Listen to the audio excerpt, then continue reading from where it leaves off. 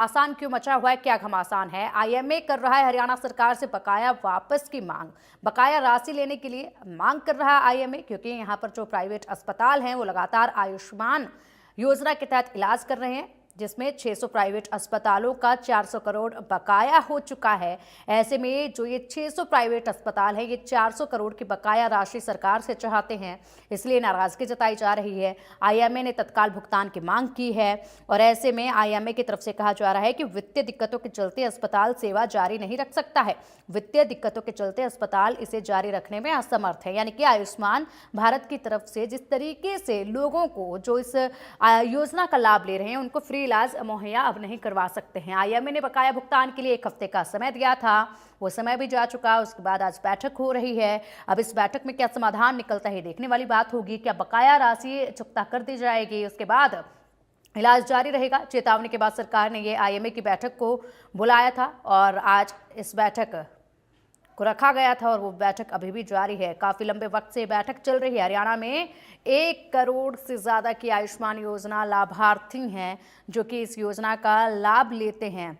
तो सोचिएगा, इतनी तादाद में हरियाणा की जनता इस योजना का लाभ ले रही है। आईएमए कर रहा है हरियाणा सरकार से अब ये बकाया की मांग। तो ऐसे में सवाल कई उठ रहे हैं कि ये जो बकाया राशि है ये कब तक दे दिए जाएंगे।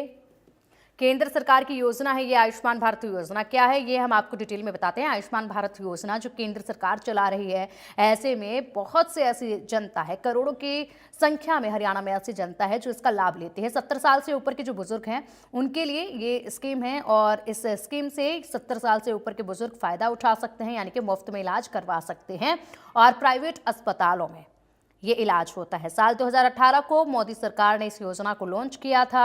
उसके बाद से कई लोगों ने, कई लाभार्थियों ने इसका लाभ लिया और उसके बाद से लगातार ये कर्ज जो है वो बढ़ता चला गया प्राइवेट अस्पतालों पर, जिसके बाद आईएमए ने अब आगे इलाज करने से मना कर दिया है और उसी को लेकर ये बैठक जो है वो की जा रही है। और अब चलिए इसी पर अधिक अपडेट के लिए हमारी सहयोगी साक्षी शर्मा हमारे साथ जुड़ गए हैं। साक्षी, क्या कुछ अपडेट है बैठक को लेकर? बैठक काफी देर से चल रही है, सबकी निगाहें इस बैठक पर है। बैठक खत्म होगी तो नतीजे सामने आएंगे, उसके बाद ही पता चल पाएगा कि क्या आईएमए अपनी तरफ से अब ये इलाज आयुष्मान के तहत करना बंद कर देगा या फिर जारी रहेगा, कोई समाधान निकलेगा। क्या लग रहा है? जी बिल्कुल, देखिए बहुत बड़ा मुद्दा है क्योंकि स्वास्थ्य सेवाएं ऐसी हैं जिन्हें सही समय पर मिलना सभी लोगों को बहुत ज़्यादा ज़रूरी है। ऐसी स्थिति में अगर प्राइवेट अस्पताल हड़ताल पर चले जाते हैं तो प्रदेश में एक बहुत बड़ी समस्या जो है वो खड़ी हो सकती है और इसीलिए आज से जब हड़ताल पर जाने की प्राइवेट अस्पतालों के द्वारा चेतावनी दी गई थी, इससे पहले ही सरकार ने आईएमए के पदाधिकारियों को मीटिंग के लिए बुलाया है। लगभग 2 घंटे से ज़्यादा का समय हो गया है जब मुख्यमंत्री की टीम के जो लोग हैं वो मीटिंग कर रहे हैं आईएमए के प्रतिनिधि मंडल के साथ और अभी मीटिंग जो है ये हरियाणा के सिविल सचिवालय में लगातार जारी है और मीटिंग में कहीं ना कहीं ये समझाने की कोशिश जो है वो की जा रही है आईएमए के अधिकारियों को और उन्हें एक आश्वासन जरूर दिया जा रहा है कि उनकी जो पेमेंट है वो जल्द से जल्द क्लियर कर दी जाएगी, लेकिन इस तरह सेवाओं को बंद कर देना पूर्ण रूप से और हड़ताल पर चले जाना, ये जो लोग अस्पतालों में पहुंच रहे हैं क्योंकि मौसम बदल रहा है, लगातार कई लोग बीमार भी पड़ रहे हैं, अस्पतालों में जो नंबर ऑफ पेशेंट्स हैं वो लगातार बढ़ रहे हैं, इसलिए पूर्ण रूप से हड़ताल पर नहीं जाने को लेकर आईएमए के प्रतिनिधि मंडल को मनाने की जो कोशिश है वो की जा रही है क्योंकि कल देर रात ही एक प्रेस नोट जो है वो आईएमए की तरफ से जारी किया गया था जिसमें आज से हड़ताल पर जाने की जो उन्होंने चेतावनी दी थी उसे फिलहाल इस अगली उनकी जो भी कार्यनीति थी उस तक रद्द कर दिया था क्योंकि सरकार ने उन्हें मीटिंग के लिए बुला लिया था और इस मीटिंग के बाद ही उन्होंने कहा था कि कोई भी फैसला कि सभी सेवाओं को स्थगित करना है या जारी रखना है, इसका फैसला वो इस मीटिंग के बाद लेंगे। और जिस तरह से आपने भी सभी दर्शकों को बताया कि लगभग 600 ऐसे प्राइवेट अस्पताल हैं पूरे प्रदेश में जिनका करोड़ों की जो राशि है वो बकाया है क्योंकि बिल्कुल आयुष्मान बिल्कुल कार्ड की बात साक्षी, करें बिल्कुल तो बिल्कुल इसकी साक्षी, लिमिटेड अगर जो ऐसे में दायरा आईएमए अपने जिद पर अडिग रहता है, ऐसे में आईएमए को अगर नहीं मनाया जाता है तो उसके बाद यहाँ पर हरियाणा के भारी संख्या में जनता जो है, जो बुजुर्ग हैं, जो इस योजना का फायदा लाभ ले रहे हैं, उनके लिए बड़ी मुसीबतें ये हो जाएंगी क्योंकि यही वो योजनाएं हैं जिनका दम भरते हुए भारतीय जनता पार्टी ने सरकार भी बनाई है। अब ऐसे में अगर ये योजनाएं बंद होती हैं या कोई परेशानी इसमें आती है तो ये जनता के साथ बड़ा धोखा हम कहेंगे इसको। फिलहाल बहुत शुक्रिया, आप मीटिंग पर नजर बनाए रखिएगा। और अब इसी मुद्दे पर हम चर्चा करेंगे, जिसके लिए हमारे खास मेहमान हमारे साथ जुड़ गए हैं। भारतीय जनता पार्टी से प्रवक्ता हमारे साथ है डॉक्टर पंकज बेनीवाल जी। पंकज जी, बहुत स्वागत है आपका इंडिया न्यूज हरियाणा पर। कांग्रेस के प्रवक्ता हमारे साथ है ललित अरोड़ा जी। ललित जी, बहुत बहुत स्वागत है आपका इंडिया न्यूज हरियाणा पर। और साथ ही आईएमए के पूर्व अध्यक्ष पुनीत हसीजा जी हमारे साथ है। पुनीत जी, बहुत बहुत स्वागत है आपका भी इंडिया न्यूज हरियाणा पर। सबसे पहले हम आज बात करेंगे भारतीय जनता पार्टी के प्रवक्ता से, डॉक्टर पंकज से। पंकज जी, जो योजना इस वक्त फिलहाल फंस चुकी है यहाँ विरोध में, विवाद में, या फिर आप कुछ भी कह लीजिए इसको, ये वही योजना है जिसका दम भरते हुए भारतीय जनता पार्टी ने सरकार बनाई, और अब यही योजना जो है वो कहीं ना कहीं सवालों के घेरे में है। क्योंकि आप देखिए, कर्ज कहें या भुगतान कहें, जो भी है वो काफ़ी 600 प्राइवेट अस्पतालों को देना है, और ऐसे में खासी नाराजगी देखी जा रही है आईएमए की तरफ से। क्या कहेंगे आप इस पर? क्या समाधान निकलेगा? किस तरीके से इसका समाधान आप सोचते हैं? कैसे आप इसको देखते हैं? नमस्कार पिंकी जी, सभी साथियों को नमस्कार और सभी दर्शकों को मेरा नमस्कार। देखिए, पहले तो नीयत है कि भारतीय जनता पार्टी की या हरियाणा की सरकार की या फिर देश की सरकार की, नरेंद्र मोदी जी की सरकार की नीयत कितनी साफ है, स्पष्ट है कि हर एक इंसान को जो इलाज है वो 5 लाख रुपए तक का फ्री मिलना चाहिए।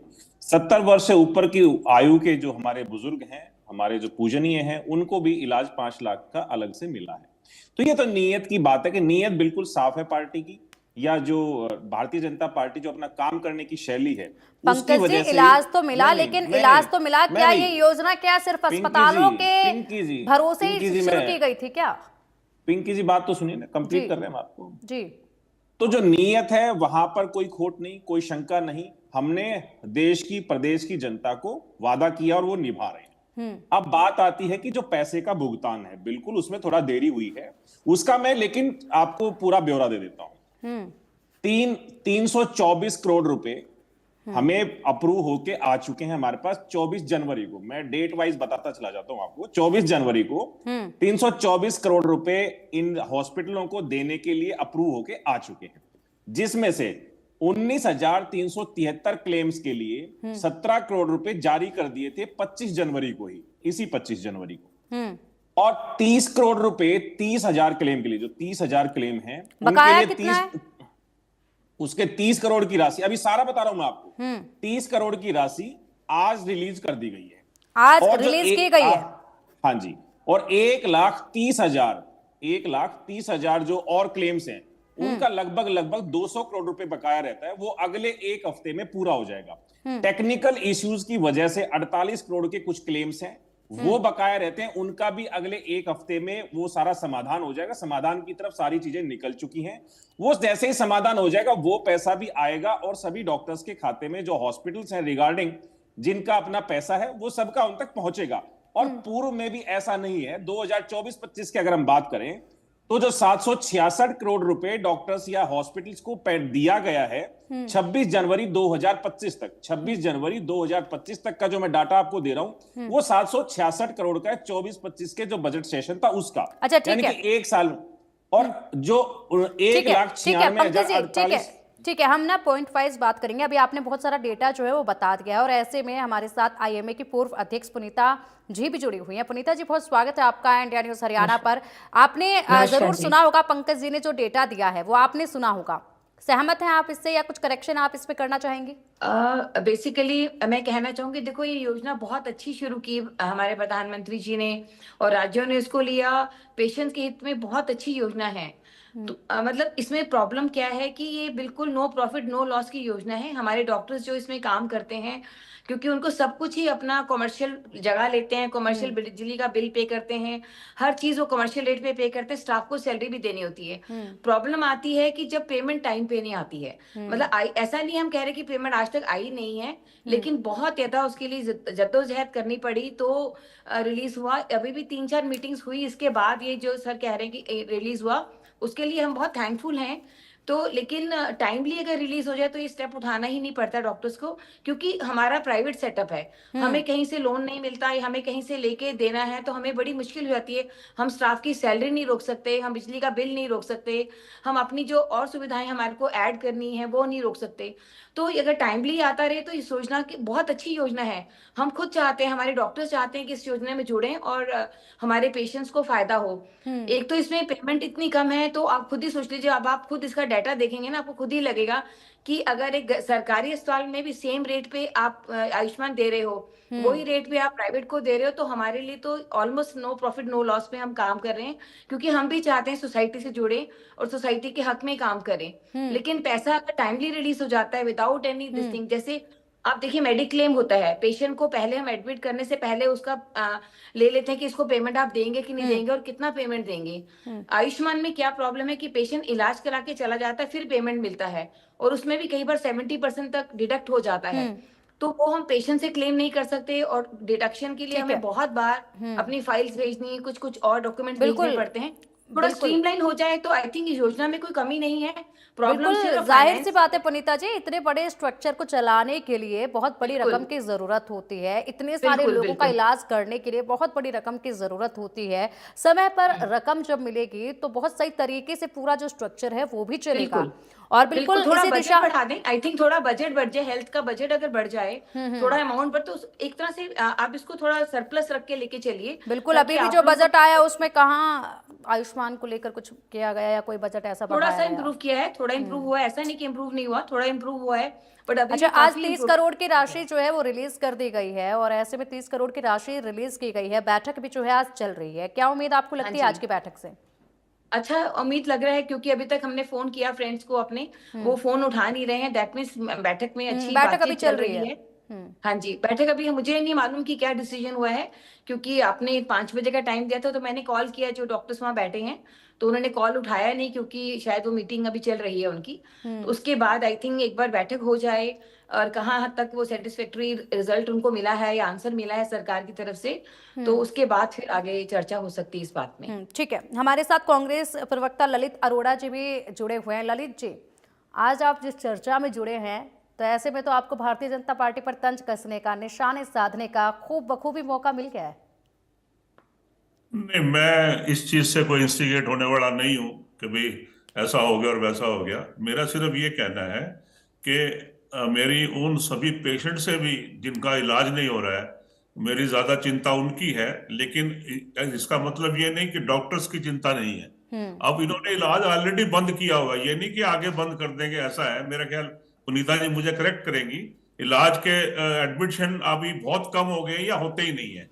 नहीं, एडमिट हो रहे हैं, ऐसा नहीं है, हो रहे हैं, इमरजेंसी सभी हो रहे हैं। बंद नहीं करा है सर, सभी बंद नहीं करा हो है। रहे। अभी सभी नहीं हो अभी कोई दुविधा नहीं है इसमें, क्योंकि अभी तक जो है बैठक का इंतजार हो रहा था, अभी तक सुचारू तरीके से इस योजना का लाभ मिल रहा सब है, चल रहा है, सब चल रहा है। सुचारू तरीके से चल रहा है। पिछले 6 महीने से देख रहा हूं जो कि न्यूज़पेपर्स में और चैनल्स पे, कि इन्होंने एडमिशन काफी रेस्ट्रिक्ट कर दी है, नंबर 1।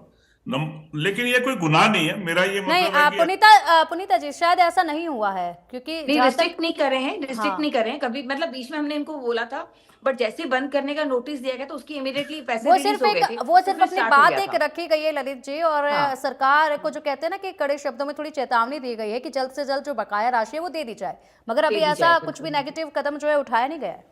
क्योंकि कुछ कुछ हॉस्पिटल्स का तो बहुत करोड़ में रुपीस फंसे हुए हैं, तो बेचारों का मतलब यू कैन वेल इमेजिन कि उनका सर्कल कैसे चलेगा, वो चल ही नहीं सकता। IMA के अंदर जो हॉस्पिटल रजिस्टर्ड है ना, जो गवर्नमेंट के आयुष्मान में स्कीम में, IMA तो सभी मेंबर हैं, लेकिन जो हॉस्पिटल रजिस्टर्ड है सभी एक साइज के नहीं है। कोई छोटे हाँ जी। हॉस्पिटल है कि कईयों की कैपेसिटी बड़ी है। सबसे बड़ी बात है, आपने अभी कहा कि लोन नहीं देते, बैंक वाले बहुत खुश होके डॉक्टर्स को लोन देते हैं।